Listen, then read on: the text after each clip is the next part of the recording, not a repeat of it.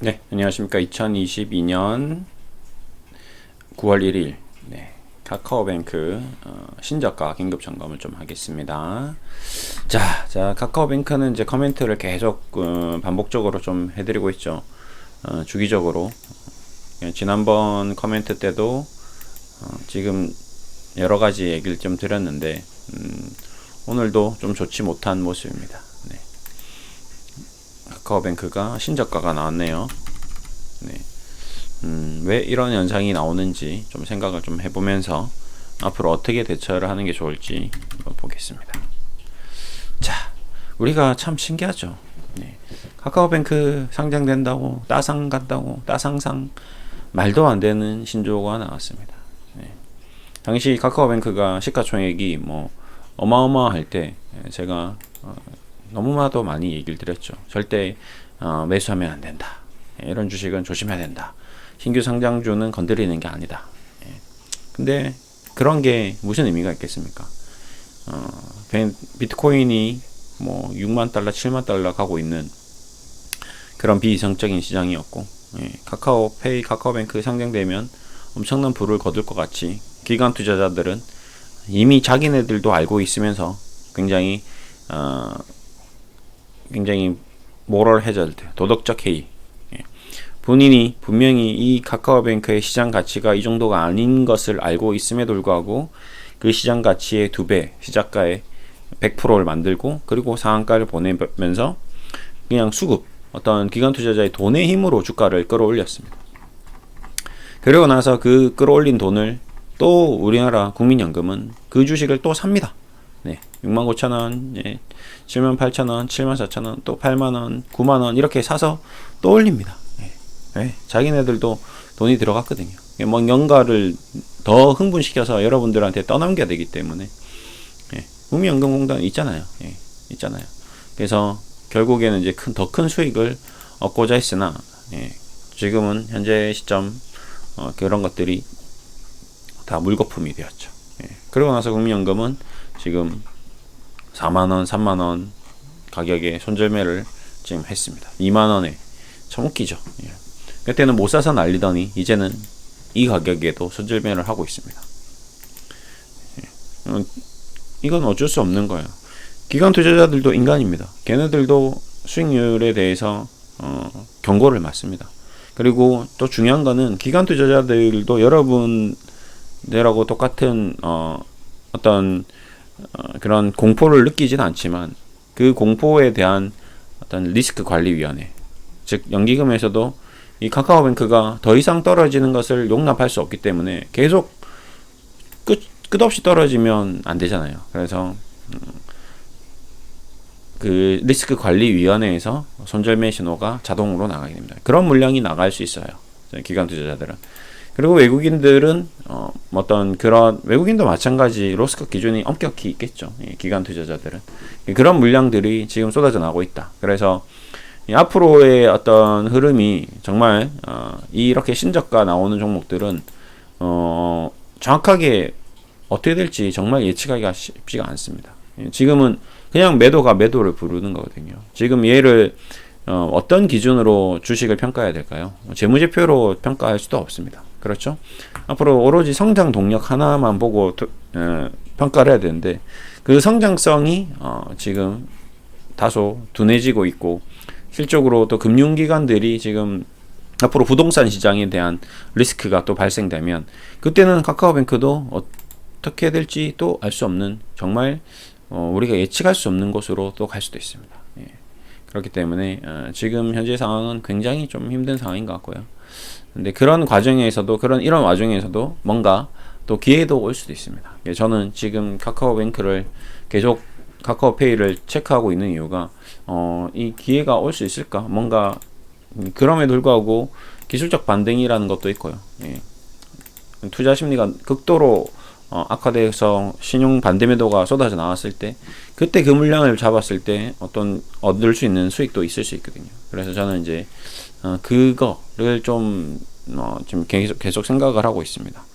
뭐 지금 얘기로는 뭐 직원들도 신용 반대 매도에 대한 얘기도 했지만 그 부분은 어느 정도 직원들인 당장 증권사에 대해서 이 주식을 사서 만약에 여기 가격대를 저기 위에서 샀다면 일반 투자자들은 뭐 9만 원에 샀을 수도 있겠죠. 9만 원에 사실 수도 있을 겁니다. 그런데 신용까지 질렀다. 그러면 지금은 뭐 거의 그냥 빈털터리가 되어 있는 빚만 남아 있는 상태 수준인 거거든요.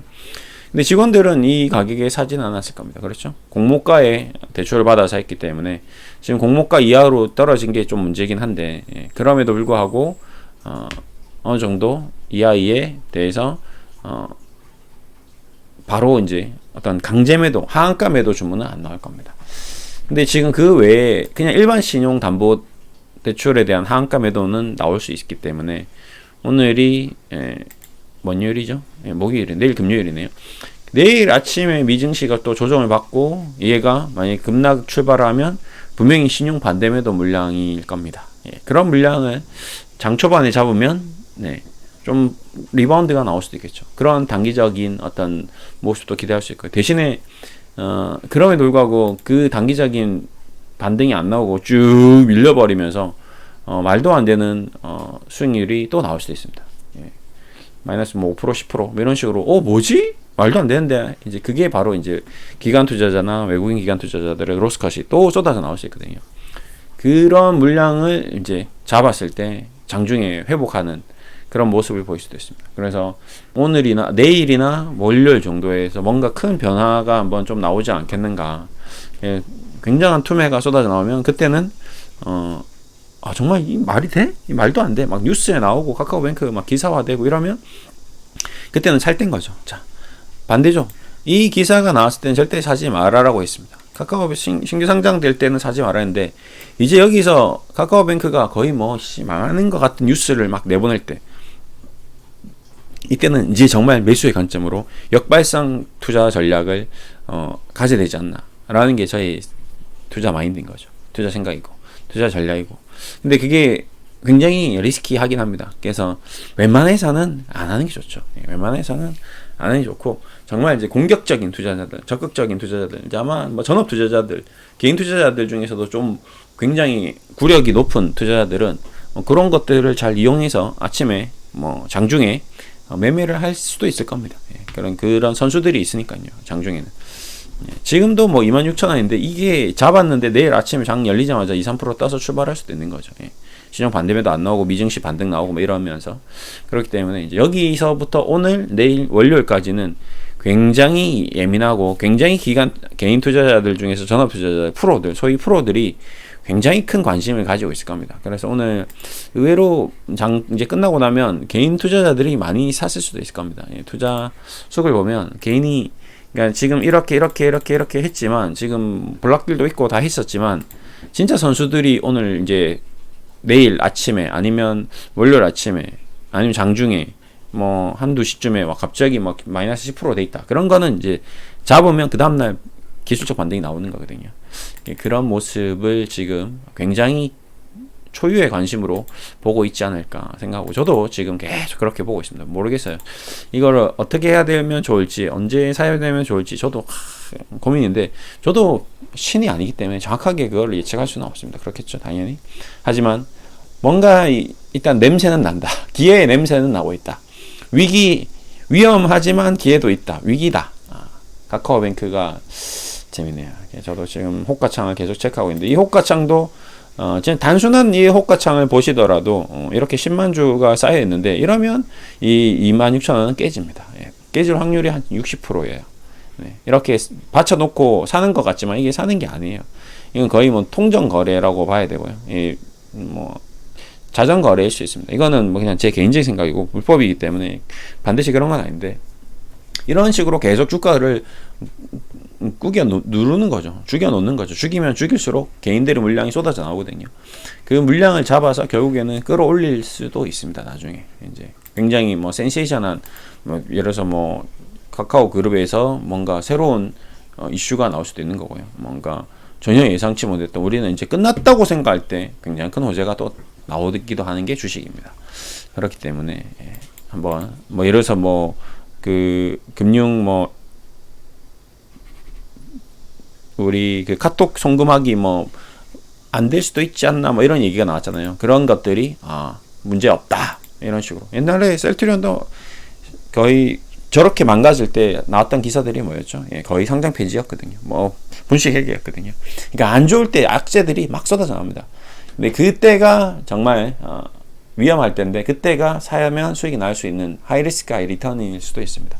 그렇기 때문에 일단 계속 좀 체크하고요. 그 다음에 공매도도 많이 나오겠죠. 그리고 또 하나 생각해야 될 게 이제 공매도 숏커버링도 나올 수 있거든요. 이 보십시오. 이 가격에 공매도를 이렇게 미친 듯이 치는 거죠. 그러면 얘네들이 이걸로 수익을 내야 되기 때문에 확정 수익을 내야 되기 때문에 그때 살 때가 분명히 온다는 거죠. 그리고 사야 될 타이밍이 왔는데 주가가 1, 2% 올라가면 그땐 더 사겠죠. 그럼 숏커버링이 더 나올 수 있습니다. 그러면서 기술적 반등이 5%, 10% 이런 식으로 갑자기 장대 양봉이 또 나오기도 하는 거거든요. 이게 참 재밌습니다. 그래서 카카오뱅크는 집중적으로 좀 호가 체크를 좀 하도록 하겠습니다. 대신에 이제 카카오뱅크 때문에 많이 힘드신 분들도 있기 때문에 힘내시고요. 일단은 장기적으로 보고 들어가신 분들은 그래도 버텨야겠죠. 예, 버티고 또 이제 현금을 좀 준비했다가 어떻게든지 뭐 카카오뱅크라는 기업이 지금 사양 산업은 아니잖아요. 미래지향적인 산업입니다. 그렇죠? 우리가 분명히 지금 쿠팡이 신세계백화점, 롯데백화점, 현대백화점이 실적을 잘 내고 있음에도 불구하고 시장 점유율이 이마트가 쿠팡에게 계속 뺏기고 있습니다. 예. 어쩔 수 없는 산업화의 어떤 미래지향적인 산업의 특징이거든요. 카카오뱅크는 결국 시간이 지나면 신한지주, KB금융, 우리금융, 하나금융지주 쉐어를 계속 뺏어 올 겁니다. 젊은 애들은 계속 카카오를 할 거고 이제 카카오가 더 쉬워지면 할아버지 할머니들도 카카오를 하고 카카오 송금하기도 하고 저금도 하고 이렇게 조금씩 눈에 보이진 않겠지만 굉장히 서서히 시장을 더 점유하다가 그때 이제 뭐 이래서 손정희 같은 이제 소프트뱅크 같은 회사가 갑자기 카카오뱅크를 투자한다거나 뭐 이런 식으로 이상한 행위가 나옵니다. 그러면 주가가 갑자기 또 폭등하기도 하거든요. 어차피 기술주이기 때문에. 그런 거를 감안해서 일단 봐야 되는 기업은 분명하다. 그 다음에 투자해야 될 기업은 맞다. 앞으로 성장할 기업은 확실하다. 라는 거를 염두에 두고 계속 저도 체크하도록 하겠습니다. 감사합니다.